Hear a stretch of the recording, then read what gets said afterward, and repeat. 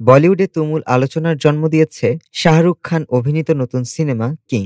বিশাল budget, আন্তর্জাতিক মানের action দৃশ্য আর তারকাবহুল কাস্টিং, সব মিলিয়ে এটি এখনই ভারতের ইতিহাসে সবচেয়ে ব্যয়বহুল অ্যাকশন সিনেমা হিসেবে বিবেচিত হচ্ছে। সিদ্ধার্থ আনন্দ পরিচালিত এই ছবির প্রাথমিক বাজেট ছিল ১৫০ কোটি রুপি। তবে কাহিনী ও অ্যাকশন দৃশ্যের পরিধি বাড়তে বাড়তে বাজেট এখন দাঁড়িয়েছে প্রায় ৩৫০ কোটিতে, যেখানে এখনো প্রচারণার খরচ যোগ করা হয়নি। প্রথমে পরিচালক সুজয় ঘোষ এই প্রকল্প শুরু করলেও পরে সিদ্ধার্থ আনন্দ দায়িত্ব নেন এবং শাহরুখের সঙ্গে মিলে নতুন গল্প ও ভীষণ তৈরি করেন। সিনেমাটিতে থাকবে ৬টি বিশাল অ্যাকশন সিকোয়েন্স, যার ৩টি বাস্তব লোকেশনে ও বাকিগুলো বিশেষভাবে নির্মিত সেটে শুট হবে।